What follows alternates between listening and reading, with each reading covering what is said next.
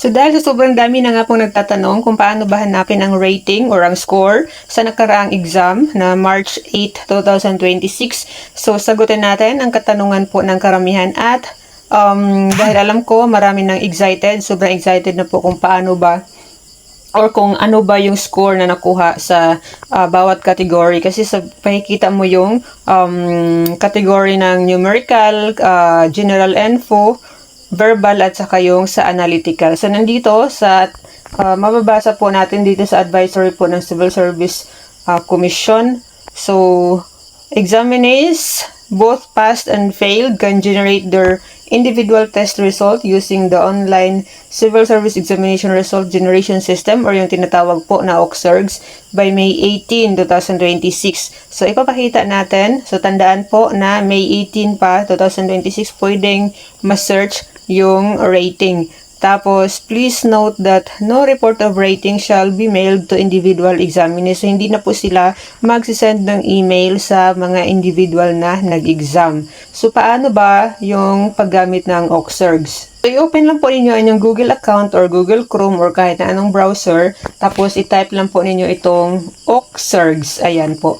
Tapos, makikita ninyo itong official website po ng OCSRGS. Ang ibig sabihin po ay Online Career Service Examination Result Generation System.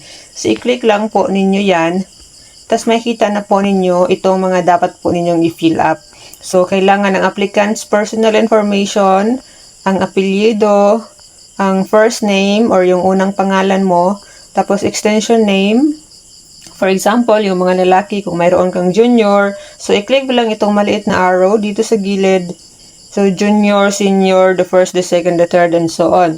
So, kung mayroon. So, kung wala, i-leave blank lang po yan. Tapos, middle name, yung example, San Juan. So, pwede din na i-leave blank kung walang middle name. Kasi mayroon po tayong mga, di ba mayroong mga walang middle name. Ang middle initial naman, kailangan din isulat. Tapos, wag po lagyan ng tuldok. Halimbawa, yung middle name na San Juan, so ang middle initial ay SJ. So, wag lagyan ng tuldok. Sa date of birth, ganito yung format. So, mauuna yung buwan, tapos slash, tapos yung pizza, slash, at saka yung taon. Sa details of examination, kailangan din ang date of examination. So, i-click mo ulit itong maliit na arrow sa gilid. Mahanap mo dyan yung, so, syempre, March 8, 2026. So, nasa pinakadulo po yan. Ay, so wala pa nga po dahil sa May 18 pa nga po, diba? So wala pa dito March 8, 2026. Tapos, take note na kailangan po ang examinee number. So, yung examinee number, paano ba hahanapin? So, ipapakita natin, nandoon po sa CESI exam portal kung saan po ninyo nahanap ang inyong pangalan sa mga pasado. Pero, ang problema, may mga hindi po pumasa na mag-generate din po ng kanilang rating or titingin din po ng kanilang rating. So, mamaya, explain po natin. So, type of examination, kung professional or sub-professional, ganyan, piliin lang. So, kung professional, itong nasa itaas, Career Service Examination Pen, ganyan. Sa CESI office naman, kailangan kung saang region ka nag-exam, hindi kung saan ka nakatira. Kasi may iba na malayo yung pinag-examan nila. So, ito ay kung saang region ka nag-exam. Tapos, i-click na itong maliit na arrow, tapos i-click mo na yung submit. Makikita mo na kagad ang iyong rating or ang iyong score sa nakaraang March 8, 2026 na examination. So, paano naman yung pagkuha ng examinee number para sa mga pasado or sa mga nakapasa? So, sa CESI exam portal, i-type mo lang kung hindi mo pa alam paano pumunta sa CESI exam portal, i-type mo lang sa iyong Google or Google Chrome CESI exam portal, tapos ito yung makikita mo po. So, i-fill up din ang apelyido, halimbawa, Garcia. So, hanap lang tayo ng example kasi hindi ko na mahanap yung sa akin. So, I passed the Civil Service Exam Professional Level year 2019. Wala pa kaming mga examinee number dati. So, halimbawa, Garcia, tapos type of exam, professional, region, let's say region 7, for example. I-click ang I'm not a robot, So ito po ay kung paano natin makikita ang ating examinee number para sa mga nakapasa lang po.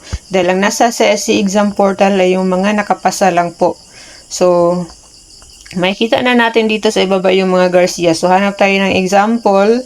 So halimbawa si Garcia Christine. So ay hindi na kailangan ng example kasi makikita naman lahat. So ayan, nandito sa pinakagilid. So, kung nakapa-horizontal, kung nakapa-vertical yung mobile phone ninyo, so hindi nyo ito makikita, kailangan ninyong i-move pagilid, paganyan, ayan, dahil hindi nakikita lahat. So, ito kahit nakahiga yung phone natin, hindi rin nakikita lahat. So, kailangan pa din nating i-scroll pagilid. So, ayan, makikita dito yung mga examinee number po ninyo. So, yan yung examinee number na gagamitin ninyo doon sa Oxergs para sa pag-fill up, para mahanap ang inyong rating. So, paano naman kung hindi pasado?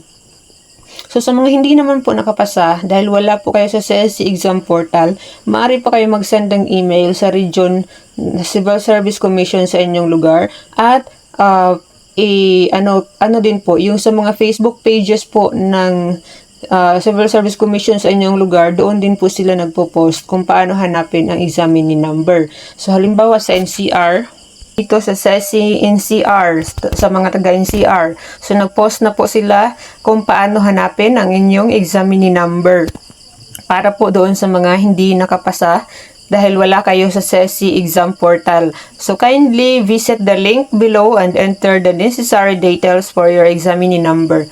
So, ayan, ibig sabihin, i-click po ninyo itong link na nandito sa pinakadulo, itong http://stinurl.com, ganyan. I-click po ninyo yan at dyan po kayo mag-fill up para makita ang inyong examinee number. So, for those who used eServe for the application in the March 8, use the format with complete middle name.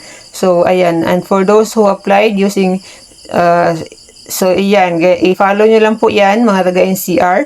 At sa mga taga-hindi NCR, i-check nyo na din ang Facebook pages po sa inyong lugar. Kung hindi po sila nag-post, ay pwede na po kayong mag-send po ng email sa kanila bago pa po mag-May 18 para makita nyo kaagad ang result. So, yung iba naman na region ay nagbibigay din po sila ng tinatawag na examinee number finder. So, ayan. So, that's all for this video, guys. Sana nakatulong po sa inyo and sana masatisfy po kayo or mo-convince po kayo sa score po or sa rating na inyong matatanggap.